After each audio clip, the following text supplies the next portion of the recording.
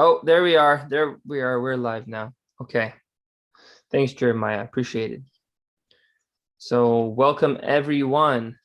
Today is Sunday, June 20th. Sunday, June 20th. And we are starting part 2 of the presentation we started last week. Now, as just a quick recap of who our speaker is today. Our speaker is someone special, someone who has dealt with this issue, divine economics, for some time. Bruce Corber is an economist in the classical liberalism tradition. Bruce became a Baha'i in 1977 and went homefront pioneering shortly afterwards. This eventually led him to Auburn, Alabama, where providentially he studied economics shortly after the Ludwig von Mises Institute made its home in Auburn, making it the world center for Austrian economics. Bruce is a charter member of the Mises Institute. I have more to describe, but in terms of descriptions and keeping it short, you can find more on the bio on the website, and you can also view the beautiful video that we have online. That's part 1 of visualizing the divine economy. What does ethical economics and economic justice look like? This is part 2. This is a brand new economic technology, and these new economic models transform economic science. What does ethical economics and economic justice look like? We will feel an appreciation for the harmony of science and religion. It would be nice if economic diagrams actually made it easier to understand economics. In your past, such experiences probably have been boring and unrealistic, giving the impression that economics treats people like data. This is a new economic technology, so don't expect to understand these diagrams without doing some learning first, like the first time you ever used a cell phone. These new diagrams are connected to human reality.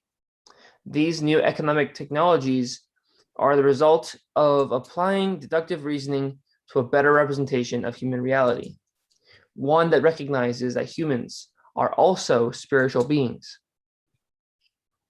To learn more about his philosophy, please visit his website, Visualizing the Divine Economy. We have it posted online on the homepage of clearwaterbahais.org, as well as right now in the comments, and you can find them on Facebook and on YouTube, the comment section. We have them available. With that being said, Bruce, welcome.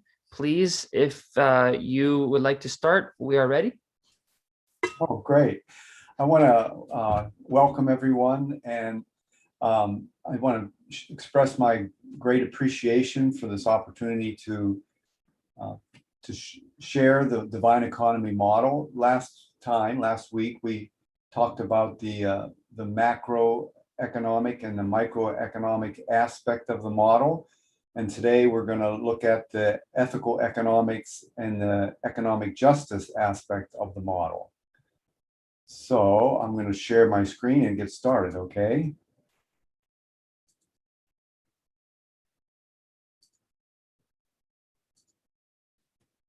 So again, everything's kind of contingent on or hinges on visualization. So that's what that you'll benefit from this model is you can visualize exactly what you're looking at. So to visualize the ethical economy is what we're going to talk about first.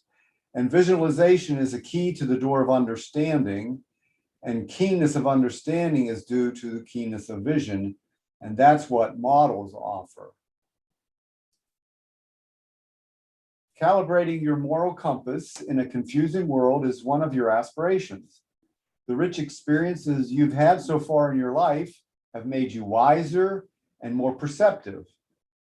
Your sincere quest to find your bearings is not something to be taken lightly. What becomes clearer and clearer to you is that the path you are on is leading you in the direction that fulfills your dreams. Now you will see a flash of a spark, a different spark, that when it comes in contact with kindling, in this case, the kindling of minds that are searching for ethical economics, will catch fire and turn into a blaze. So this is a feature of this spark right here, this vertical speed. The journey must begin. The ship needs to be constructed and it needs to be launched. Navigation towards your destination is required. This cannot be done for you, although some are trying to do just that. You are the constructor and navigator of the ship. And so, Captain, use it to take you to your destination. Captain, here's your navigational guide. Here's a free book. Here's your free book. So we're going to talk about economics and ethics. Economics is the study of the means to attain the ends chosen. Ethics is the study of the ends chosen. The importance of economics and ethics. In truth, the hearts of men are edified through the power of the tongue, even as houses and cities are built up by the hand and other means. We have assigned to every end a means for its accomplishment. Avail yourselves thereof and place your trust and confidence in God, the omniscient, the all-wise. Baha'u'llah, ya Baha'u'llah. So what we looked at last time was the what the economy looks like. I'm trying to get this thing over here. So this is what, if you're visualizing, this is what the economy looks like. And so there's elements. There's this human spirit element. There's the transformation element. There's the law element, and there's the order element. There's the justice element, and there's the unity element.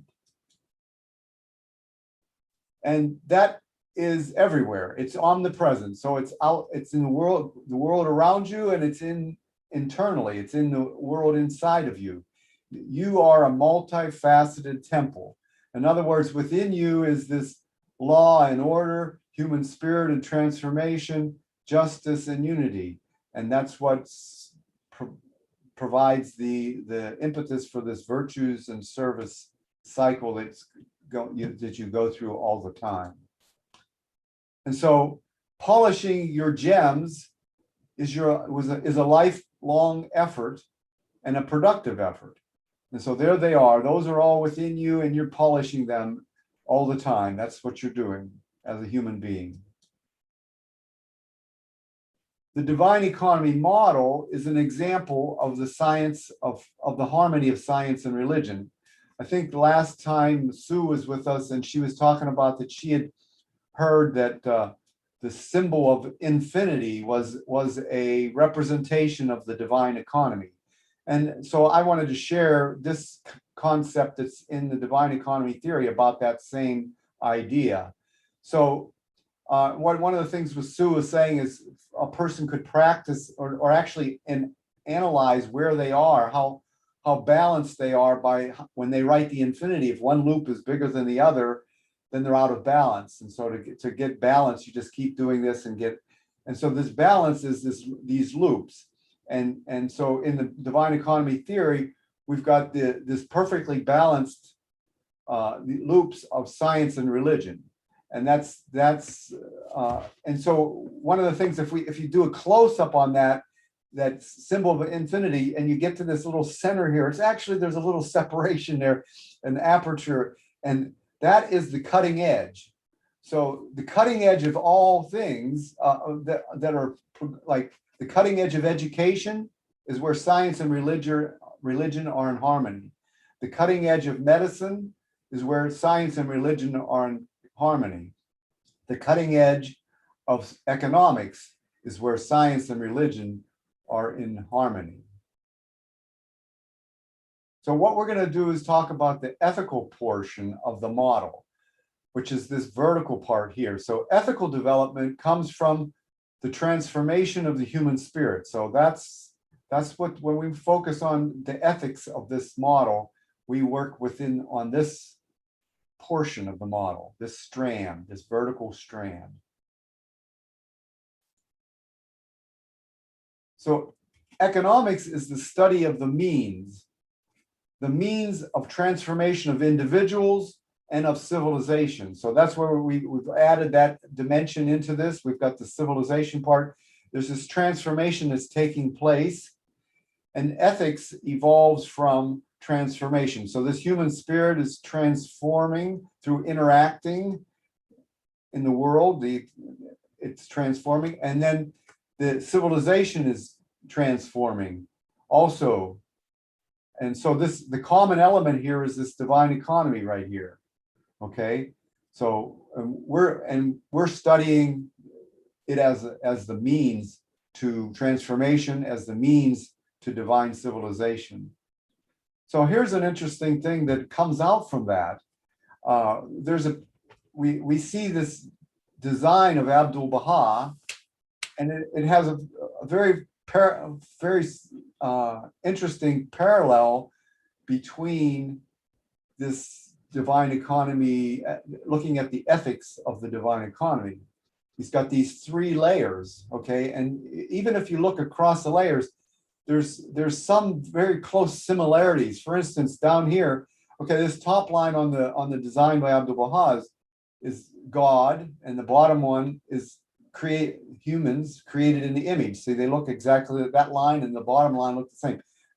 Humans are created in the image of God. Well, we've got transformation and human spirit, and then this connection. You see this connection between the 3 layers. There's a connection between the 3 layers, and there's this divine economy running across here. And this is the realm of the manifestation of God right there. So we'll talk about that in a little bit more later. But I wanted to show you this parallel between the two. What I want to do now is, because we're getting to a point where I want you to see that this is that. Oh, I'll go back. Okay, so here's an interesting thing. On this one on the left, you'll notice the arrows go both ways. So there's this back and forth between transformation, divine economy, transformation, human spirit, divine economy, and then there's this horizontal connection between them going this way to the divine civilization. But if you'll notice here, it's one directional, unidirectional. It goes from divine revelation to the divine, by way of divine economy, to the divine civilization. So that's this additional element here is not exactly the same. It's got a source and a destination to it. So I wanted to make sure that you kind of understood this in a shorthand version. So divine revelation is DR, divine economy is DE, and divine civilization is DC. So this symbol here, DR, DE, DC, is basically just a shorthand version of that image right there. And where that comes into effect is here. Whoopsie, I went too far. Here. Okay, so we know about progressive revelation, that's really why humanity moves forward.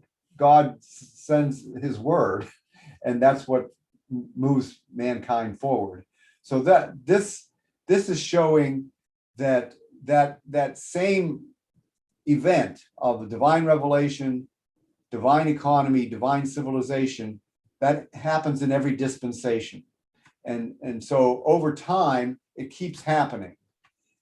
And so what we get to here is what I wanted to make sure here is that progressive revelation is the cause of ethical progress for humanity. And then this shows that same shorthand version, but it shows it over time, and it's cyclical. So the supreme ethicists appear in every age, they bring about this system of divine revelation, divine economy, divine civilization. And it's cyclical in the sense that, okay, so all of these manifestations of God that in this period are talking about the one who will come at this point, okay? The universal manifestation of God, which starts a new cycle. So we are where we are is right here. We're at the beginning of this new cycle, the end of this cycle, but it's the same kind of thing happens. The divine revelation, which leads to a divine civilization. So there's probably lots of questions, and we're at that point if you have any questions. I'm assuming there's questions. So if anybody has anything they'd like to share, comments, observations, personal experiences. The problem, hello? Could you Hi, hear me? please ask your question. Yeah, the question is that divine message comes from the prophets, but because of the lack of education in the world in the past, so people interfere and therefore dissipate the effect of that divine influence on the people, and division and cults and sects developed and didn't get full measure of the divine message, revelation. And that is why the progress and civilization was to some extent flourished and then collapsed. Whereas in the Baha'i faith, there is we have everything in writing and nobody has the right to interpret. In the past, they were interpreting the divine civilization, what Jesus or Moses has said and Muhammad has said, and they divide people. I wanted to see what is your take on that. Well, one of the really interesting things is the complete answer is going to come in the next section when I talk about economic justice, because what you're talking about is the consequence of the lack of justice. That in one way of just saying it is the manifestation of God and their revelation was not treated justly. So and that's what's different about this age. And so when we get to that next section where I talk about justice, you'll see a more complete answer to your question. But I agree. So every time a manifestation of God comes, they bring the means and the ends. We're talking about economics is the study of the means, and ethics is the study of the ends chosen. The manifestation of God, when they come, they bring the means and the ends. And if the ideal situation is people abide by the teachings of the manifestation of God, and then a divine civilization is the outcome. So all that's ever happened prior to now is fragments. You've got little pieces of the divine civilization, either in various localities or to a lesser degree, ever comes true from that appearance of the manifestation of God. And but that doesn't change the reality that everything was brought. The whole package was delivered. It's just that it was torn apart, and it was divided up instead of kept as a whole. And so when we get to the next section, you'll see why. I mean, you'll see a little bit more complete picture of what we're talking about right now. But you're exactly right. We haven't seen the divine civilization as of yet, and that's what's different about this day. But the story is the same. Even if we haven't seen the divine civilization, the picture that I just gave you about the supreme ethicists coming and giving what is needed for the divine civilization, and and including the means to get there, that's all been delivered. So so the story that I just talked about with this ethical economics is still applies. It's just you have to understand in a historical context that it hasn't been fulfilled yet. Okay. Thank you very much. You're welcome.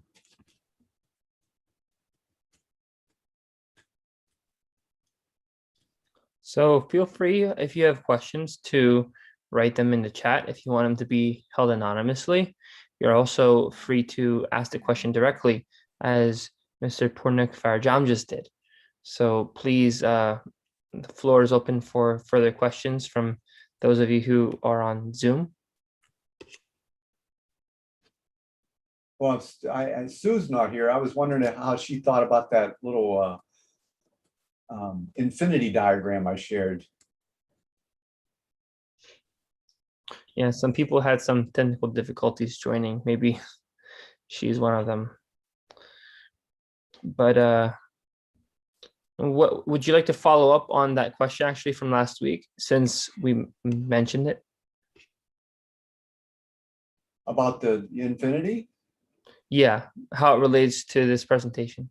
Well, I think that when you label those loops of the infinity, that's laying, the 8 that's laying on its side, if you label those as science and religion, I think that's incredibly important, because those are the two ways that humans understand reality, through science and through religion. There's a lot of prejudice about either one or all or the other, that they're not sufficient, but that's how we can understand reality.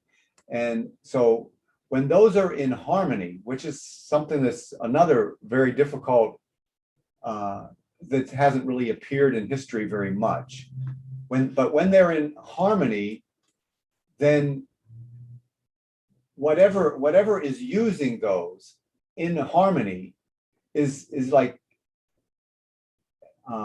cutting edge. That's why I like to talk about those, there being a little point there in between. It's like a sharp edge. It's like the cutting edge, and that's where when something is positioned right there, where science and religion are in harmony, and they're pursuing knowledge, like I was talking about, like if you're in education and you're pursuing an advancement in the science of education, and you have both science and religion in harmony, that's going to be cutting edge knowledge. Same thing with medicine. If you're in that area right there, and you're science and religion in harmony, and you're pursuing an understanding of medicine, and you're right in there, that's cutting edge science. And that's the same thing with economics. And that's where the divine economy theory is. It's right there, because science and religion are in harmony. So it's cutting edge science of economics.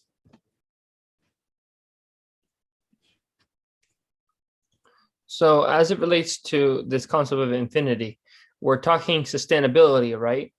Yes. So in terms of sustainability, how does sustainability get achieved by just anyone thinking about the subject? Do we, when we think of sustainability, think about how will we last until tomorrow? Do we think about how we'll last for 1,000 years? Or do we try to think of, I don't know, like a mathematician would, about balancing the equation? You've got an equal sign, and you've got numbers on both sides. They both equal each other. And when you move one number to the other side, you have to do some modification of both sides to keep both balanced. What do you envision this for someone to understand on a basic level? Well, it's a great question, and I think your answer will come from the next section. I hate to say that again, but the balance that you're talking about is is emphasized in this next section, and they'll, if you would keep that question in mind, and you'll see have an opportunity later to ask it regarding that information. But you're right, sustainability in the sense. So both of these things, if you look at that model we just looked at, it talks about the ethical development of human spirit transformation as an individual, but then that next component was added where it took it to the greater level, which is civilization. So sustainability, as an individual is one issue, and sustainability within society as a whole is another issue. But they're not disconnected. They're connected. But the actions that are taken are a little different based on where you're. Okay, so again, economics is a study of the means to attain the ends chosen. So if you're choosing to do something as an individual, then the means that you pick, and you study which one is the best way to get there. And then if you're looking at it as a societal kind of a thing, then you look at what are the means that you need to do to affect that, and you look at the different options and you choose the one that's best. So that's the economic part of the ethics, where the ethics is being sustainability, and then the ethics is what are the means to attain that, either as an individual or as a society. So there's a question from Clearwater, and the question is, what do you say to individuals that don't believe there is such a thing as spirituality, or they don't believe in spirituality, that all of life is basically physical reality only? So in place of spiritual reality that we share, that there's just physical reality, and when we die, we die. There's no more after. Well, a person doesn't, I think, so an atheist could look at the divine economy theory and be turned off by it. But at the same time, the economics is a science, and divine economy theory is scientific. So it's just basically a terminology thing for those individuals. For instance, and we're going to actually introduce something very similar to start this next section, is I don't think anybody, even a person who's an atheist, would deny that there's equilibrium taking place. Like in terms of economics, there's what's known as economic equilibrium. If something's out of balance, if you have too many items, then the prices go down. So it's like there's this equilibrium, and when the prices go down, then people demand more and they go up. So it's like there's this balancing thing that always goes on. That and so it's an equilibrium effect is always there. It doesn't really matter whether you believe what the power behind it is, and so at some point, a person who doesn't believe in spirituality can understand how the dynamics that works in the economy happens regardless of whether they believe in God or not. But at some point, when you're kind of put in a position where you have to acknowledge that it's not just some coincidence. It's not just some random event, that there's something behind it. And it's, you could say, well, magnetism, what causes magnetism? Abdu'l-Baha basically says it's love, and a person who wouldn't be thinking in spiritual terms, they would come to a standstill. They'll never find out where magnetism comes from. They could explore it scientifically for 1,000 years, and they'll never get it until they take that step that Abdu'l-Baha says is love. All of a sudden, you can that question is answered. Up until then, you're just flailing, in the dark. So, I mean, that's why science and religion are in harmony. They're both necessary to understand reality. So a person who wants to approach things that way, they kind of are, eventually they're going to get to a point where they can't get any further. And I don't see, but the human nature is to seek truth. So unless they're dogmatic, they're going to make a step that's going to take them into the next level, which would include spirituality. Because you can't, humans are spiritual. So if you deny that, you're going to only develop, you're going to understand the world only so far. And then you're going to be stuck, or you're going to have to grow, one or the other. May I say something? Sure. Baha'u'llah tells us the whole purpose of life is to recognize its creator and follow his command. And Abdul Baha says we have to acquire the heavenly virtues, and Guardian tells us to carry forward an ever advancing civilization. If we disregard all these things, what is the distinguish between animals and human beings? Right. Because the difference between human and animal is that spirituality, that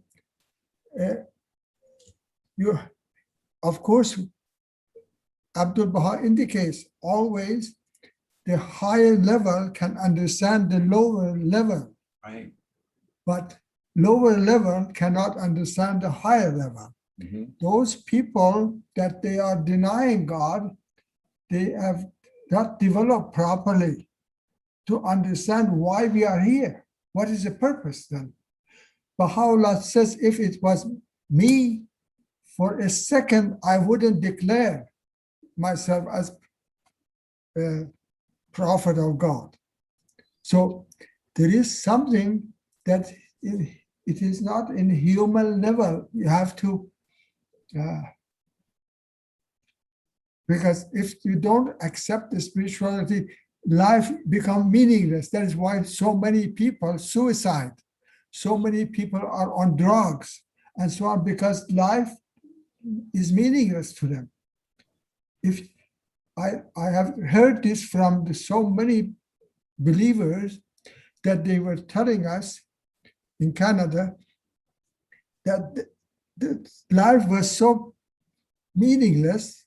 I was using drug until I heard the message of Baha'u'llah. That changes my vision of what is life all about.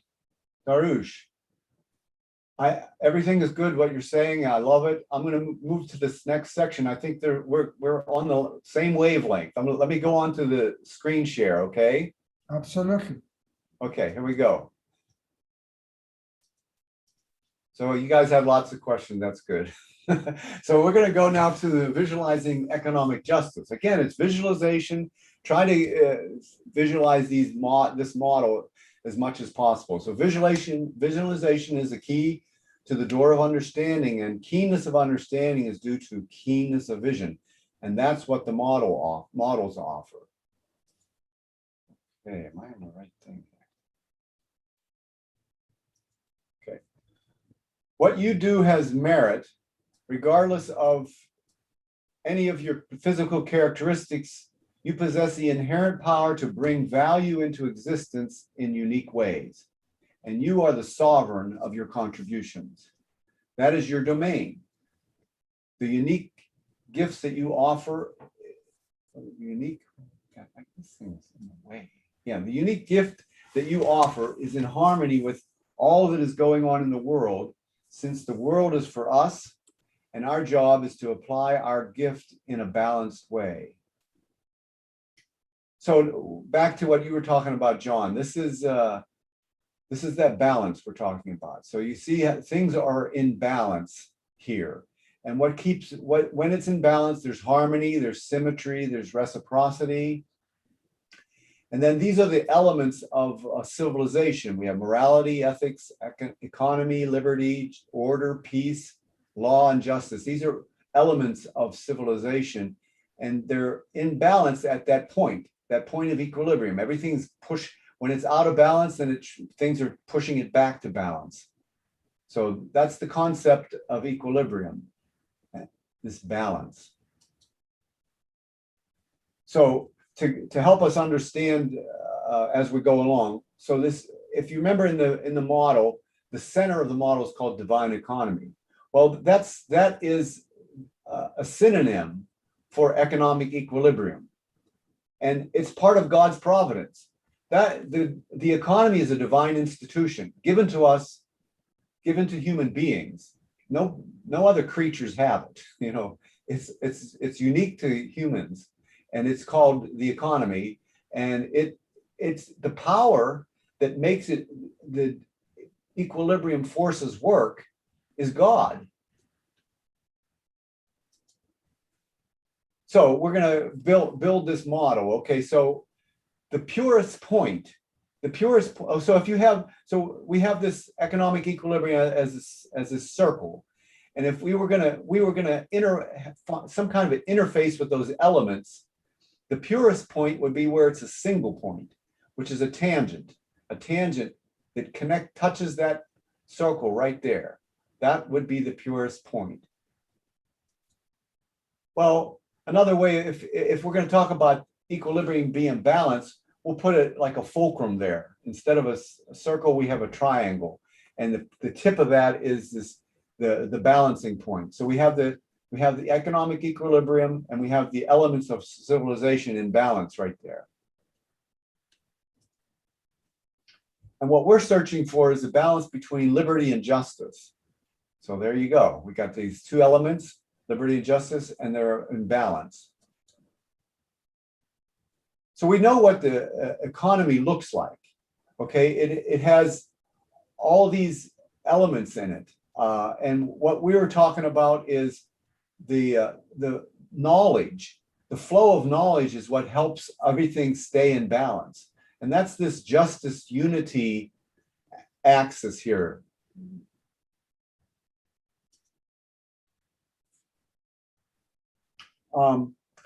So what happens is we know that we know what the economy looks like. That was this last picture. Whoopsie. That was this picture. That's what the economy looks like. But what we also know now is that economics can acknowledge that humans are spiritual beings. And where that comes in here, between human spirit and transformation, what is happening is purposeful action by spiritual beings. That's what's happening. Whether they even know they're spiritual beings or not, they're taking purposeful action, and they are spiritual beings, and that's what's causing transformation. So simply put, this is the human experience. They're human spirit, and they're transforming by interacting with the world, understanding themselves, knowing their own selves. So it's purposeful action by spiritual beings. This is called the human reality right here. But change takes place. We saw how the economy kind of moves over time. Okay, so this is what the economy looks like, but over time it's moved over here. Okay, so change is an inevitable feature of what's going on. So we want to look at the shorthand version of this. So right here, there's this role and nature of knowledge, this justice unity axis here, and then there's a justice and unity action axis here. Well, in shorthand, it just looks like that. Okay, so ever advancing economy, ever advancing civilization, prosperity is when this knowledge and nature and role of knowledge axis is moving over time. And justice and unity is moving over time. That's what's leading. So that's if you envision that model, that's what you're looking at. But this is just a shorthand, so it's not so complicated looking. You can see how it changes over time. So God is all-knowing, but we are seekers after truth. So this nature and role of knowledge is a vital part of what humans do. And when it's put into the model, that's when it interacts with the real world factors, then you see the spinning here, okay? That means what's happening is that it's now dynamic, and you're learning and learning and learning and learning. There was that one fountain of knowledge. It was you know, and then you act, and then you know, and you act, and you know, and you act, and you know, and you act, and you know, and you act, and it's from this flow of knowledge that's happening. That's the role of knowledge, and that's the nature of knowledge, and that's what optimizes all things, because this knowledge is flowing freely. Anything that interferes with that flow of knowledge causes the economy to be affected in a negative way. So here's what it is now. That's the big picture, but we talked about it, what it looked like on the inside. Okay, so this is that divine economy is omnipresent. It's outside and it's inside of us. And here's what it looks like when it's inside of us. It's just right there. Okay, and so you can just pull that over into that other diagram, which shows that all those human virtues that are inside of us that we're developing, that's what it looks like, that tapestry. And what's happening is we're undergoing transformation. So our human spirit is transforming, okay? And it's the manifestations of God that bring what we need to establish a divine civilization. So this transformation that's going on is always happening, but it's happening in time. And in time, you're always in a dispensation of some kind. We're always living in a day of a manifestation of God. We may not even know that we may be living in a day of a previous manifestation of God, but that's still helping us transform. Being able to work towards that divine civilization, it doesn't make any sense. You might not know it, but you're striving for that. The transformation that you as an individual is taking place is for the goal of the kingdom of God on earth. Okay, maybe, but you don't know how to do that because that manifestation may have not given you that information because it wasn't their station to do that. But anyways, so it's the manifestations of God that we need to establish a divine civilization. And this day is different from days before, because this day we have the covenant. And so this day, there's individuals are continuing like they've always done from the beginning of time. Since God created humanity, they've been transforming, okay, finding the means to transform. And then the manifestations of God have come and given us the means to establish a divine civilization, but it wasn't fulfilled because of ego or whatever, the frailties of human of interference of the human ego. But this is different now, and what's different is that the covenant is here. So now we're going to move to the justice axis. So we were looking at this human spirit transformation, both as an individual and of civilization. Now we're going to look at this axis, this horizontal axis of law and order. So that we're shifting our focus to justice now. So what laws do is they advance civilization, perhaps. If they're rotten laws, they don't. They make it go backwards. If they're good laws, they move it forward.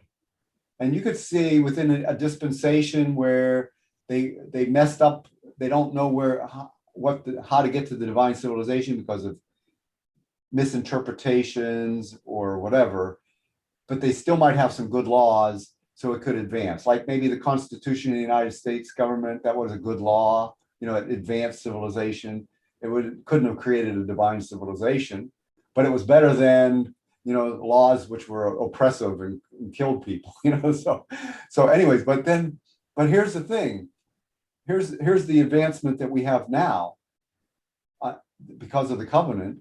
I mean, it's always been in existence. The divine laws have always been there, but understanding them and interpreting them properly was ever under protection of the covenant before. So the best they could aspire for previous was good laws. Now we can aspire towards divine laws. And so here's the human symmetry and the symbol of the Baha'i faith. So back that other diagram a minute ago. So the divine economy is everywhere. It's outside and it's inside us. Okay. And so there it is right there. And this is like the temple of a human being. It's got the head, the arms, the legs. And that actually is the symbol of the Baha'i faith. It's the oneness of mankind. And this day, we have the appearance of the twin manifestation. So to complete that diagram of the ethical economics, to translate it to the model of economic justice, we bring the twin manifestations, the lawgivers. So here it is. This is now what's it called? The complete model of the justice of the divine economy. Because what we have is law on this side and order on this side. If you remember that model, it said it had human spirit, transformation, law, and order. So the order is the world order of Baha'u'llah. Okay, so we have law over here, and that's putting everything into context as far as the ethical development of the individual and the ethical development of civilization. And it's because we are in the age of the covenant. The law that leads to the divine economy is always from the manifestation of God, but in this day, this is the day that is not followed by night. We have the covenant. So divine law leads to a divine order. And so this is that axis. This is what we're looking at on that model. We're looking at the horizontal axis, law and order. And we now, both in logic, from intellectual logic, you can realize that divine laws lead to divine order, or in spiritual terms, you could understand that divine law leads to divine order. That's the harmony of science and religion. So this is kind of a summary of what we're talking about with this. Let me try to move this over there. Okay. So we started with this idea that the divine economy in that model is the exact same thing as economic equilibrium.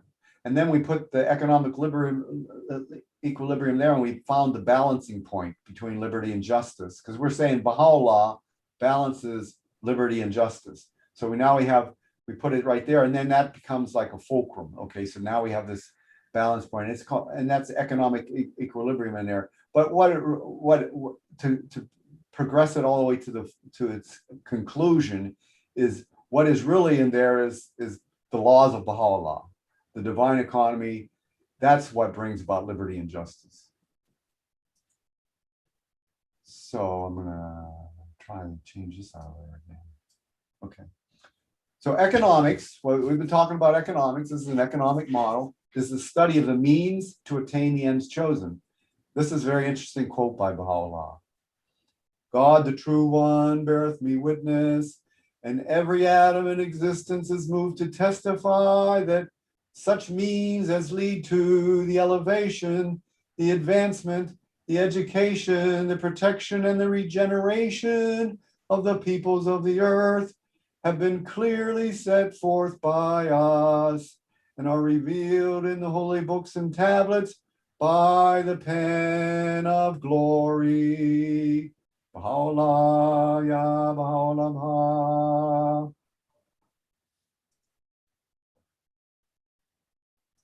So we're at the questions point. If anybody has any questions.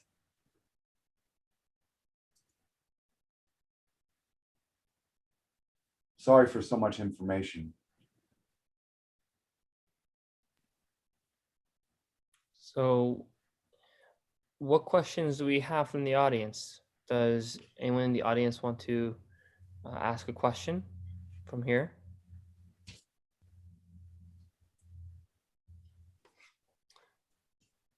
So there's one question about that concept of sustainability that was spoken about earlier. So how does one visualize this sustainability? Well, the main thing to understand about that is the world around us, everything in the world, and is God's creation. And not only are we created in God's image, and so we're part of God's creation, we're divine in that sense. God is providential. He didn't leave us alone and without the means to achieve what we needed to achieve. So he created the economy. Okay, it is a divine institution, and what causes it to function is that axis I was talking to you about, the role and nature of knowledge. God is all knowing. Okay, so it's endless. That axis will go expand into infinity, both directions, and spin at infinite rates. Okay, there's nothing. The only thing that prevents it from doing that, extending to infinite lengths or spinning at infinite lengths, is interference with the flow of knowledge. So if we're doing things that keep the flow of knowledge from flowing optimally, then it's going to affect sustainability, because it's the world that God gave us is in that sense perfect, and we are imperfect, so we're messing with it. But the less we mess with it, the more we know how it works, meaning the more we trust in God, the more sustainable it'll be. And of course, that falls right within the category of cutting edge science, which is where science and religion are in harmony. So any advancements that are out of balance with that are probably going to be unsustainable.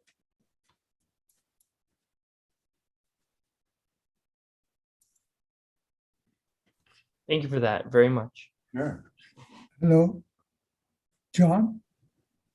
Yes, Alex has a question first. If you don't mind, let's have Alex ask his question first. He was Yes. raising his hand. Yes. Hello, thank you Hi. so much. Hi, I'm here from Norway. I was thinking how the plan of God, it rules no matter what we do, actually, and we need to align ourselves to that plan. He says that beware lest ye cause disorder after the world has been so well ordered. Yeah. These are the words of Baha'u'llah. So actually, it is well ordered at present, and at the same time, we have our human viewpoint of incompleteness and inequality. So of course, the divine manifestation of His Holiness Baha'u'llah sees everything as a process and not event or status quo. And so as we progress in our understanding, we I suppose will this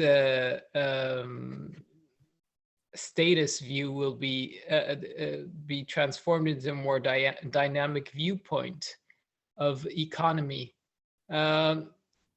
But all in all, my question is actually maybe not directly related to that, but how can I, as an individual, align myself to the principles of the divine economy?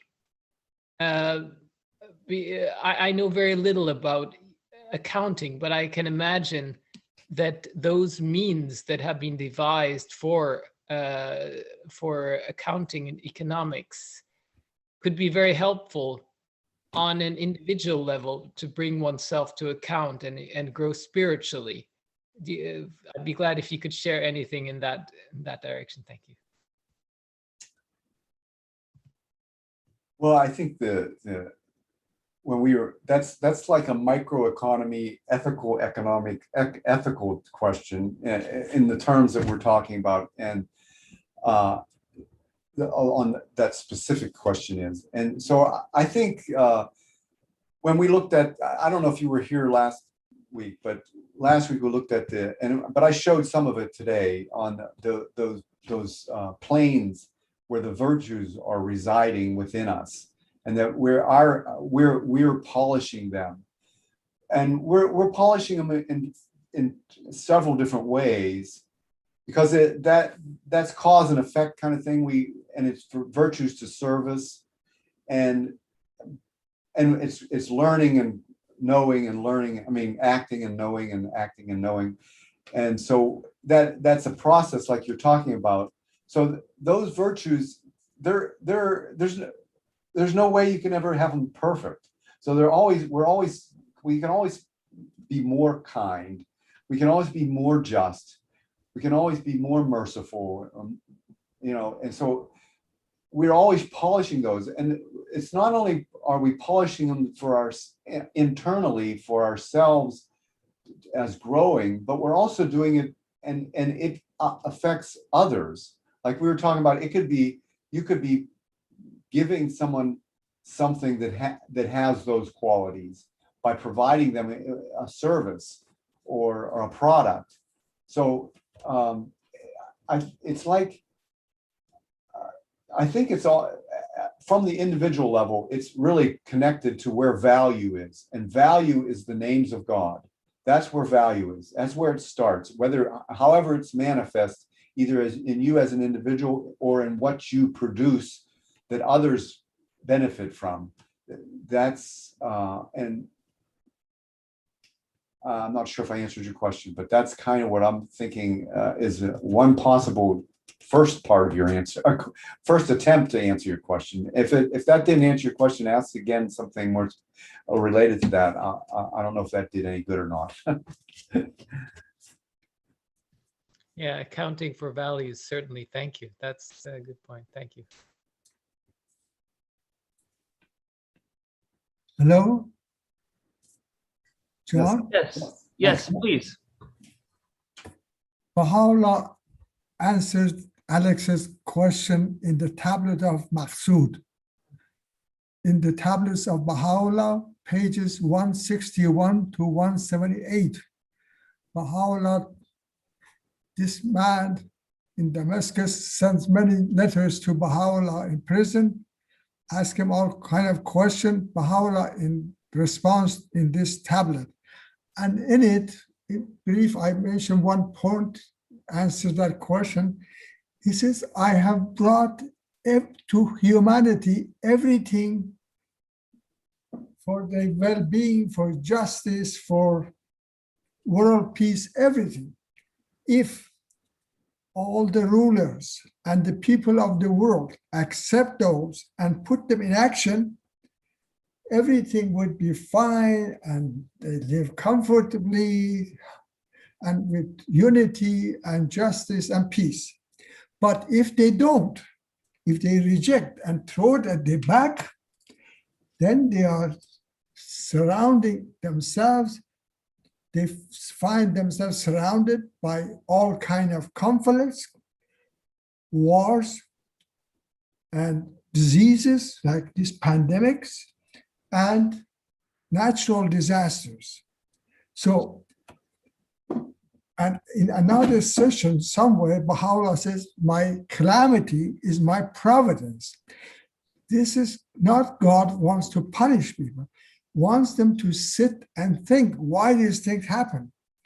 Just like in this pandemic, now people were, oh, we have to give vaccine to everybody. It is not just for me or my family.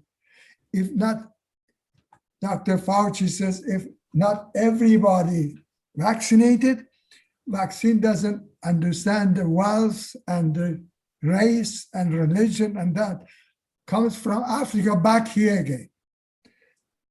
So that gives them idea that unity, we are all human beings. And therefore, We have to be just and fair to everybody. So true. And in the previous thing, I was saying that you had question about some people don't believe in God and all that. The answer to that is, then how? Baha'u'llah himself raises that question. How a person is willing to give his life, his family, his job, everything to prove the Baha'u'llah's truth. We have so many martyrs around the world, and Jesus went on the cross for that. But if people cannot understand that, they have to, as these are the part that conflict destroys them. And God says these people would be destroyed, and the new generation would God create that understand his teaching and follow it. And in history of religion, we have Noah's flood, we have Sodom and Gomorrah, all these calamities, or that Pompeii in Italy, that 600 later they find out what happened, and they show that they were all involved in the worldly things. So God would destroy them and then create a new race of man that understand. Look at the new generation of our time. The young people, they all with the, like yourself, with the electronic knowledge and so on, they are connected with all over the world. But older people like me, we don't know how to operate it. We are limited to our little world. I was going to segue back to the divine economy theory, and I wanted to say this. It's like a person could have a question at each of these, like, what would keep a person from identifying the truth of the macro model, which is that one image that has all the components with the axes and stuff, but and it's called divine, and it has the center of the divine economy, but it talks about human spirit, transformation, and law and order, and unity and justice, and entrepreneurship, capital structure, property rights, market, purposeful action, and in purposeful action by spiritual beings. What would keep a person who's out there, who's looking for understanding about economics, macroeconomics, or even a person who's already trained in economics, has never learned any of that before, they've learned a different version of it, what would keep them from finding that valuable to them? And then the next question is, you go to microeconomics, where if you look in economics, then you never can find the answer to the question, where does value come from? I mean, they've been searching for that from the beginning of time in philosophy and economics. Where does value come from? There's a lot of misinterpretations about it, that there's intrinsic value in things, that gold has an intrinsic value. It doesn't have an intrinsic value. It's value because people value it. And why do they value it? Well, they value it because somehow it does something for them that manifests the names and attributes of God. Okay, so what would keep a person from who maybe doesn't know anything about microeconomics, economics at the micro level, or a person who studied the traditional views of microeconomics? What would keep them from appreciating the idea that value comes from the appearance, the manifestation of the names and attributes of God? Okay, and then ethical economics. What most of the time those are unbridged. You can't connect the two, because right now, if you look at the the status of economics and ethics, they are not connected. There's been there's attempts every once in a while, but they never can figure out how to connect them. Okay. And I think the main reason is because they don't understand progressive revelation. And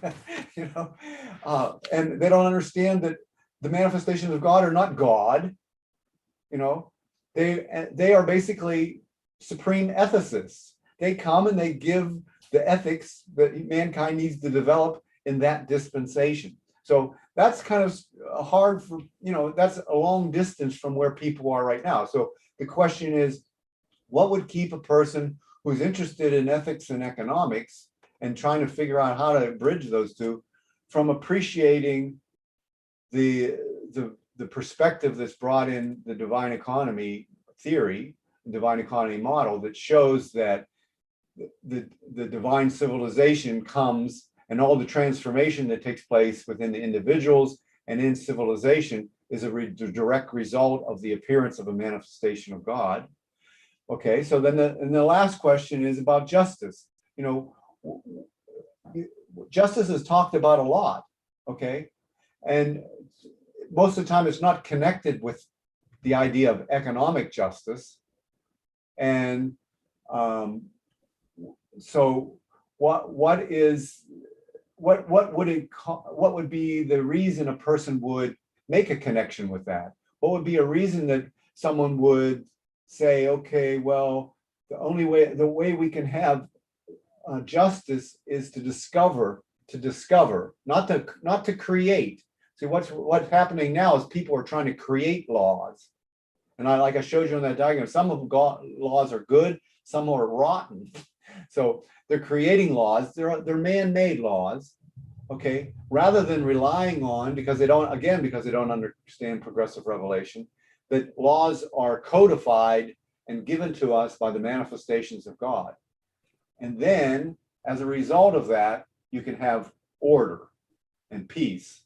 And so what prevents people who are interested in justice from appreciating the content of the divine economy model? Those are I think that those are bridges that I'm trying to figure out how to go past for each of those kind of interested individuals.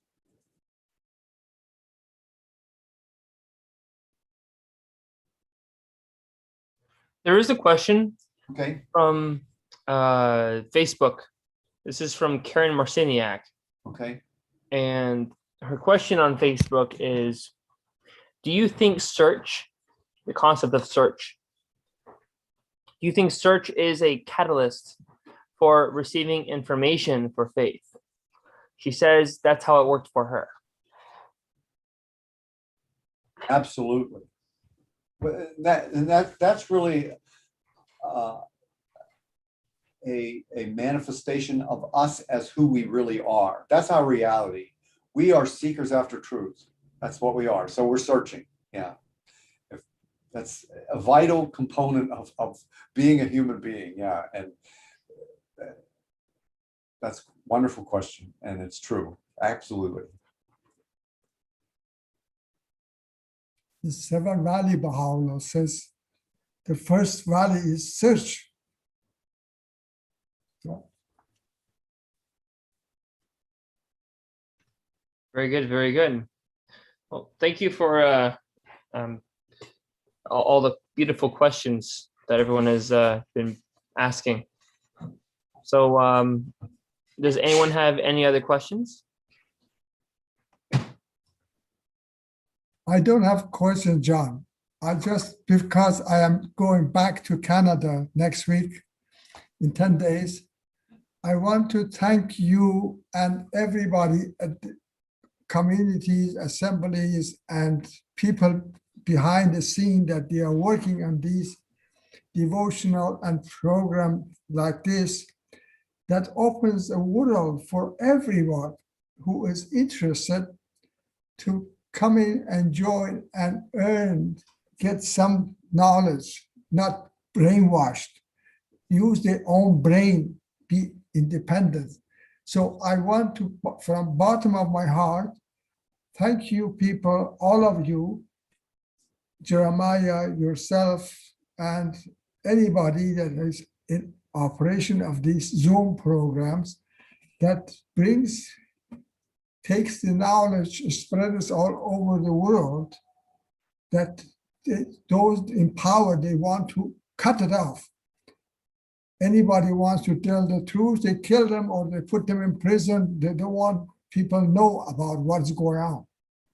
So for that, I immensely appreciate it, and God bless you. And I know Baha'u'llah is behind the whole thing.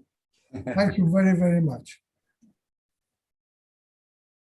Thank you for that. We appreciate it. And a lot of people have been participating, making all of this possible. And this is the teamwork. This is, as you were referencing, this is the power of unity. Yeah. But with that being said, we do have, speaking of unity, another question. Alex, I see your question. Your hand is raised. Thank you. Yes, just to end, thank you. I just love the presentation and your scientific approach to all these questions. And would you be able to point us in a direction for how, as a layman, I can use these principles of divine economy in my own life and community? Perhaps it's easier on the community level, but I'm also very interested in the individual level. If you'd have any ideas, thank you. Yeah, I've wondered about that myself, and I think I've come to this point. And the point is, I'm trying to help people to. I'm trying to encourage people to do visualization. And if you don't know what the economy looks like, then it's hard to be able to really feel that you're functioning in a proper way. And I think if a person could, part of their meditation, I'll just share this on a side point before I move on with that. When I gain a lot on when you balance science and religion, you understand. It's sort of like book one. When you start, you go in and you start reading the writings in a different way than you did before. It increases your understanding. You start looking up words. You start having conversations with other ways of looking at different things. And so all of a sudden you grasp it in a new way, a more deep way. And that's what I think the visualizations of the four components of the model. If you visualize the macroeconomy, and you visualize the microeconomy, and you visualize the ethical economy, and you visualize the model, the economy of economic justice, if you can kind of learn to have those as visualizations, then I think either when you're in meditation or when you're taking action, it should, I think that'll be one way to make a difference in your life compared to if you didn't do that. I think it would be a positive, you move in a positive direction because of that. Because it's new knowledge, and it's it's bringing in the harmony of science and religion. Again, that's where it's cutting edge. And if you're using cutting edge knowledge, I'm not saying you want to try to be better than other people. I'm not saying that, but you do have an advantage if you're using cutting edge knowledge, cutting edge science, and other people aren't. You have an advantage in the sense of you're probably happier, you're maybe more successful, whatever that means, how you measure success. But I think it's important to use the visualizations. Appreciate it. Thank you. And I'm going to jump here real quick. I'm going to show you this. This is where that free book will help you. Everything that we're talking about here, those visualizations are in there, and it's free. So if you get that, and if that helps you with the practice of visualization, that's good. God bless. Bless you. And Jeremiah, if you don't mind trying to remember that just in case we double check that the links are in the comments of the Facebook one. I don't know. It was hard for me to find it from the first video. But we'll try to put it into the description as well, everyone. The description of the videos. So you can have it in both places. But with that all being said, thank you so much for joining us today, everyone. And Bruce, thank you for speaking on this subject over these past 2 weeks. We definitely have a lot to investigate, and for those of us who have watched this and have taken interest, definitely something to learn more about how these concepts, irrespective of our knowledge of them, affect our lives, and how we can utilize the knowledge of them and their existence to improve our lives. But that being said, it's about time for us to conclude for tonight. And thank you on behalf of the Baha'is of Clearwater here in Tampa Bay. Everyone, thank you for joining us. And please, for our next week's presentation, please take a look at www.clearwaterbaha'is.org, where you can see and register for that presentation too. Thank you. Thank you. Thanks, John and Bruce, both of you.